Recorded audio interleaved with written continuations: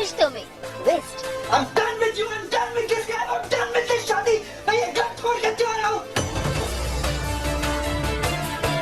Star plus के serial Anupama में पाखी की बदतमीजी दिन ब दिन बढ़ती जा रही है और आज तो हद ही हो गई। घर वालों के साथ साथ पाखी ने अपने पति अधिक के साथ बदतमीजियां करनी शुरू कर दी है और आज तो इनकी लड़ाई सुनकर वनराज को भी इनके घर आना पड़ा। मैंने कितनी बार इसे बोला कि अपनी पढ़ाई कंप्लीट करो या कोई कोर्स कर लो, लेकिन नहीं, इसे वो भी नहीं करना। इसके इसी एटीट्यूड की वजह से ना मम्मी ने हमें घर से बाहर निकाल दिया था ताकि ये लाइफ में कुछ सीख सके।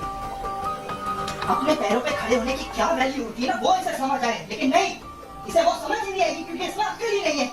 तुम खुद को तो संभाल नहीं सकती, तुम इस घर को तो संभाल नहीं सकती, तो जिंदगी क्या ही संभालोगी? सर, मैं अपनी वाइफ से बात कर रहा हूँ। तुम्हारी वाइफ मेरी बेटी है जो बहुत ही बिगड़ी हुई है। इतना लाड प्यार कर रहा है ना, अपनी थोड़ी अक्ल दे देते तो अच्छा रहता। तो तुम्हें लगता है कि एक वाइफ मेड की तरह दिन भर घर में काम करती रहे तभी अच्छी वाइफ है? टिपिकल एमसीपी है। देख, मैं घर के सारे काम करता हूँ, इतना एडजस्ट करता हूँ, पता है तुम्हारे लिए ना मैंने अपनी लाइफस्टाइल चेंज रखा। मैं कभी मैंने लाइफ ही बदल दी तुम्हारे लिए। घर के सारे काम मैं करता हूँ, बर्तन मैं करता हूँ, कपड़े मैं धोता हूँ, सब कुछ मैं करता हूँ, लेकिन मैं मेरी 24% कैसे? पापा मुझसे नाराज है। मैं आपसे एक छोटी सी रिक्वेस्ट करता हूँ, सिर्फ 2 दिन, just a matter of 2 days, आप काव्या के झूठे बर्तन साफ कर देना, उनके कपड़े धो देना। क्या आप कर सकते हो? अगर आप ये कर लेंगे ना, तभी आपके पास मॉरल राइट है में से सारे सवाल करने का।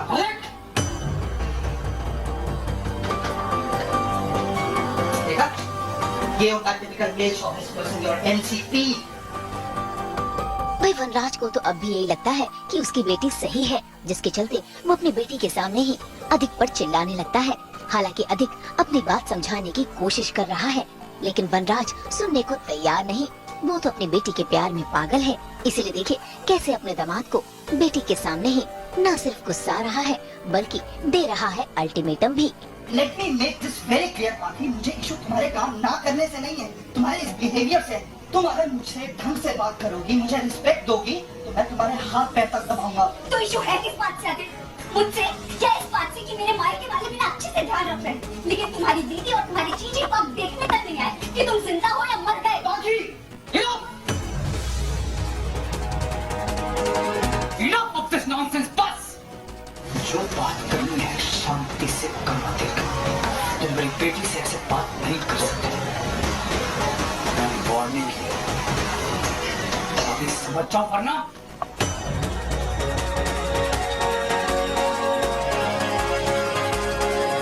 वनराज की सबसे बड़ी जो कमजोरी है वो उसकी बेटी है, और जब उसकी बेटी को तकलीफ होती किसी भी तरह की तो वनराज बिल्कुल पागल हो जाता है, और एग्जैक्टली वही हो रहा है आज। एक बाप होता है ना, जब बेटी को कुछ तकलीफ हो तो पहले बाप प्यार में, माँ बाप स्पेशली प्यार में थोड़े से अंधे हो जाते हैं, तो उस वक्त वो उसकी गलती नहीं देखते हैं, वो सिर्फ ये देखते हैं कि यार उसकी बच्ची को तकलीफ है। तो वो इसीलिए आज अभी रीजनिंग नहीं कर पा रहा है। हालांकि बीच में कोशिश की उसने, बट वो अभी तक रीजनिंग नहीं कर पाया है। पर मुझे लगता है by the end of it उसको ये बात समझ में आ जाएगी कि हाँ उसकी बच्चे की भी गलती है, तो वो उसको भी समझाएगा, पहले भी कर चुका है।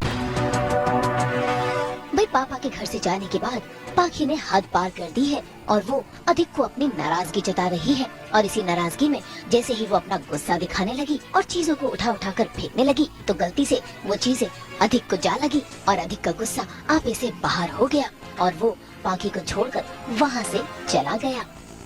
हाँ तो जाओ ना।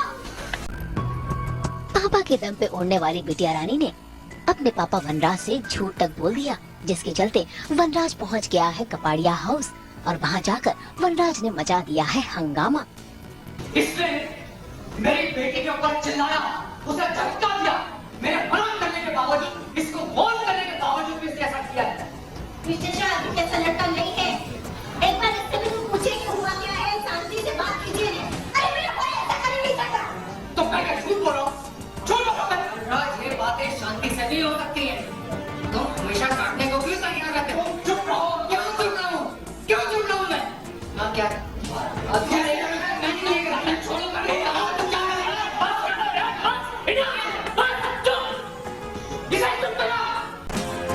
हालांकि अनुपमा कहीं न कहीं बात को समझ रही है और वनराज को समझाने की कोशिश कर रही है, कि यहाँ सिर्फ अधिक ही नहीं बल्कि पाखी की भी गलती हो सकती है। इतना ही नहीं, अधिक ने तो अपने चेहरे पर लगे घाव को भी दिखा दिया कि ये सब पाखी का दिया हुआ जख्म है। मिस्टर शाह, पाखी की बात सुनकर यहाँ आ गए। एक बार अधिक की भी तो बात सुनिए। क्यों सुनूं मैं? क्यों सुनूं जब मुझे पता है कि मैं झूठ बोल रहा है? हो सकता है स्वीटी झूठ बोल रही है। वाह, तुम्हें इस लड़के पे भरोसा है लेकिन अपनी बेटी पे नहीं है। ये मेरा दामाद है, वो मेरी बेटी है, मेरे लिए दोनों बराबर बराबर है।